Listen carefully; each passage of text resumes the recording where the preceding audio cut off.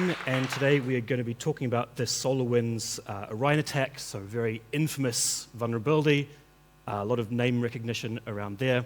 So this talk is meant to go a little deeper into the technical details, kind of introduce the wider context and the story.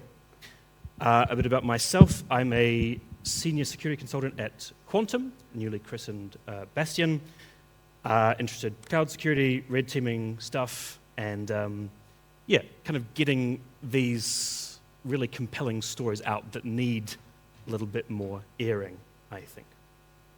So let's go on to the background for Orion.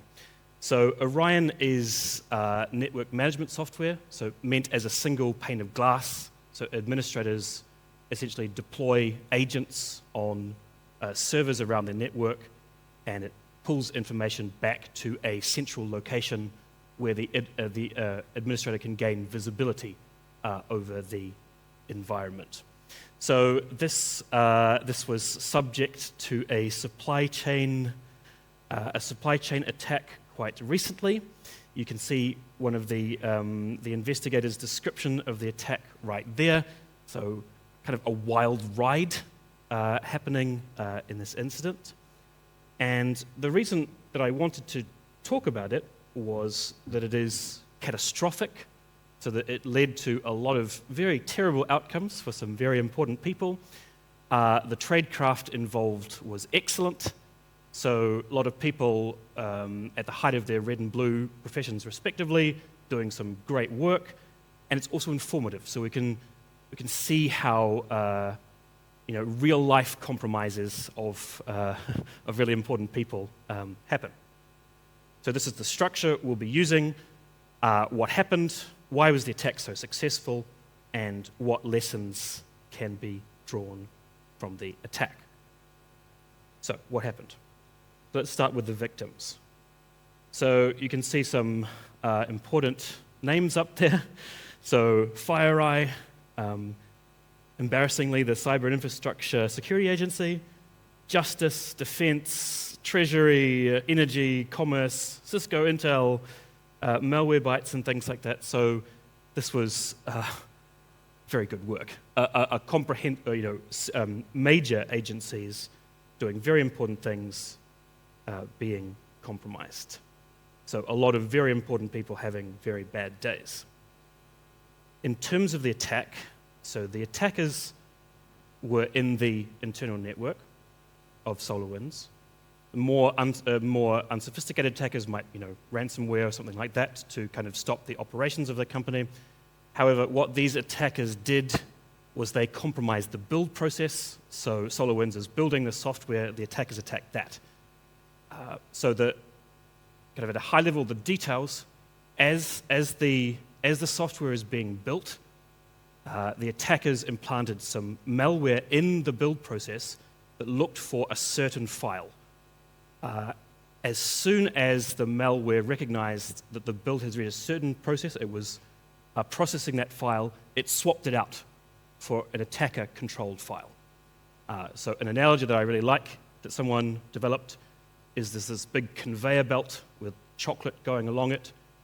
At the last possible moment before the chocolate goes into the wrapper, it's switched out and replaced with, like a chocolate with a razor blade or something like that, and it goes into the packaging and is distributed out to the world.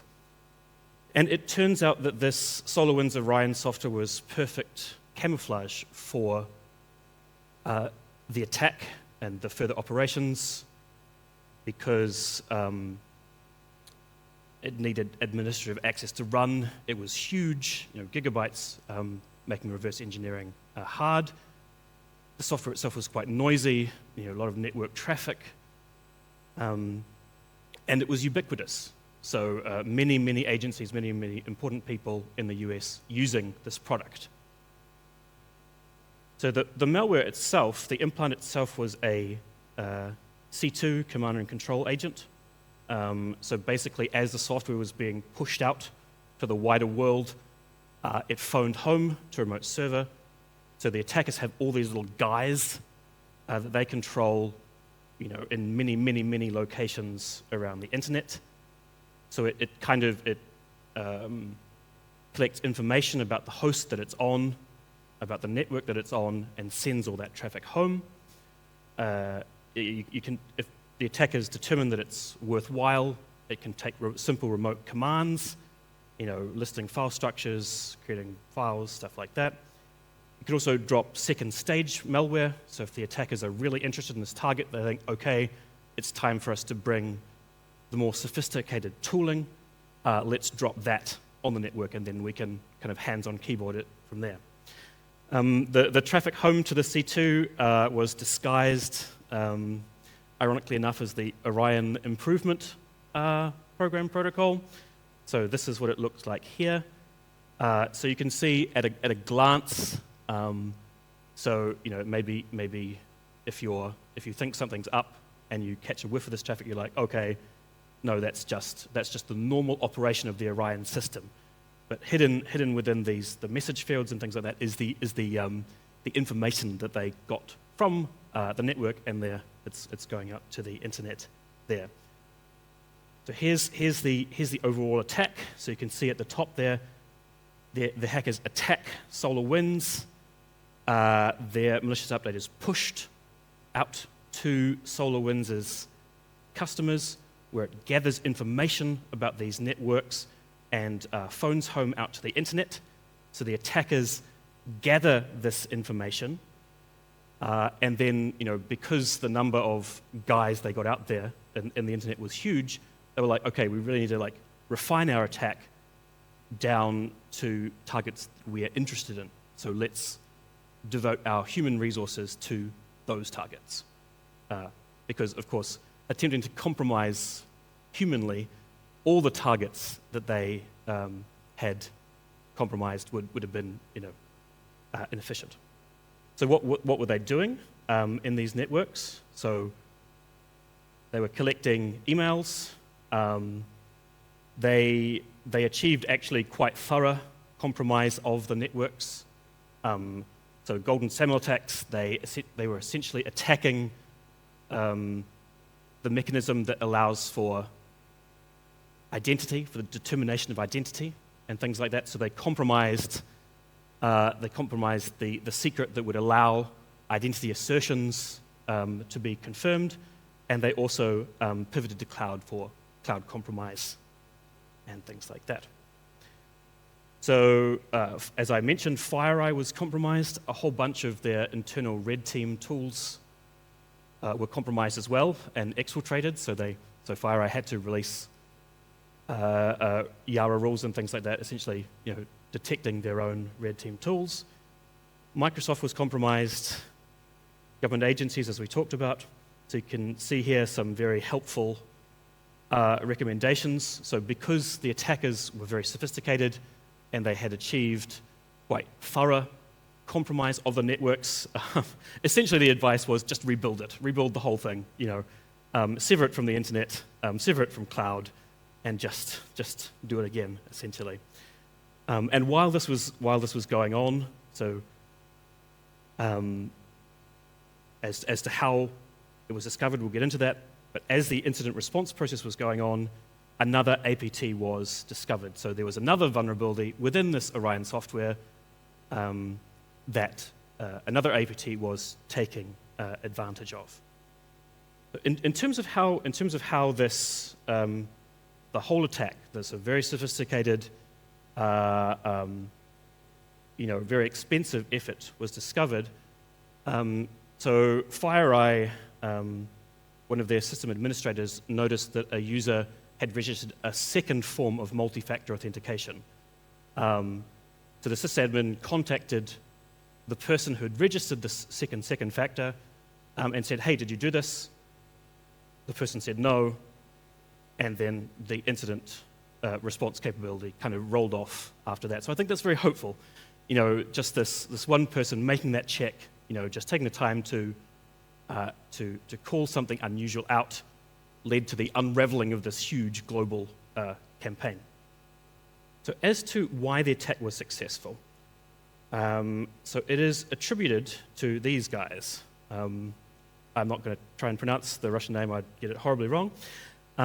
So they are essentially the Russian foreign intelligence agency, so they're equivalent to the CIA in the US. The particular unit of these guys that prosecuted the attack is known variously as APT-29 or Cozy Bear. So these guys are known for their professionalism, their stealth, unlike other Russian folks. The GRU, for example, who are very more bang crashy, kind of shock and awe, I guess. So these guys, Cozy Bear, were involved with one of the teams in the attack on the DNC, the Democratic National Convention in 2016, and they've also been doing some stuff in Ukraine. So yeah, I mean, it's a very big, scary, monstrous shield there. I think it's important to recognize that these are just very skilled humans, just teams of active operators and the infrastructure teams that support them and things like that. So, I mean, to be feared, but, to be kept in proportion. These guys displayed a huge degree of operational security. So when they were compromising the build process, we talked about how SolarWinds were using Team City infrastructure. So experts think that what Cozy Bear did was essentially recreate SolarWinds' Team City infrastructure within their own network and practiced their attack run before doing it within the actual SolarWinds network. So the attackers actually left the network, SolarWinds' network, for quite a period of time to refine their attack, make sure they had it perfect before actually doing it. They tested their code implant, so they tested kind of like a small benign change to the code before doing the huge malware stuff, but just check the architecture of the host it was on and things like that. They mimicked the style of the code, so SolarWinds had kind of a house style that was kind of identifiable, like in terms of variable name, class names, things like that. And they also kind of scrubbed their code of any references that might, the more traditional identifiers that might lead people to think it was, okay, this country or that country. While they were on the network, so as they moved around the networks, they compromised very carefully. So, for example, the live off the land artifacts, the implants were named, to mimic the context of the host.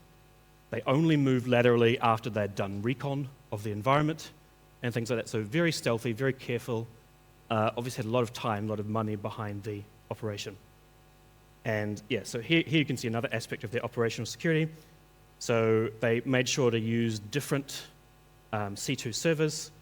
So the malware at various stages of the attack was phoning out to different places. So that they were careful not to have too much traffic go to a certain location. Yeah, so you can see here the backdoor connects to the C2. Cobalt Strike downloaded from a second C2, and the hands-on keyboard operation is happening on a dedicated server as well. So in terms of the lessons we can take from the attack, first some worrying thoughts. So it's quite likely that, or at least people have commented, that this is not their first attack due to the sophistication of the efforts. It's highly likely that other software companies have been compromised in this same way. They were trying to build, or at least it seems that they were trying to build a network of compromised software companies so they could be assured of access into other important targets that use this software. Of course, the network that they did compromise held highly sensitive information that could be useful in other attacks or in other operations. And firstly, in terms of trying to clean up from this operation, as we mentioned previously, if the attackers have so thoroughly compromised these networks, is it ever going to be possible to say with a reasonable degree of certainty that they can ever really be clean? Cool. Okay, and in terms of high-level practical lessons, so firstly, control the conversation. So during this attack, the C2 traffic was not limited to the places where it could phone home, essentially. So, the host that SolarWinds was deployed on could contact anyone, whereas it should have been more restricted. So, so make sure that the people who are talking within the network, should be reasonably talking to each other and things like that. Look who's talking, so keep reasonable logs of interactions on your network so that when the incident response process starts, you have something to base your response on. And of course, practice makes perfect. So if you have incident response plans, drill them. So just practice seeing what would happen if a compromise were to happen in your network, and so forth. So we've run a bit under time, but that's me for today. If you see me around, please tell me your some compelling APT stories that you've heard or you know about and things like that. I really enjoy hearing them. And yes, thank you very much.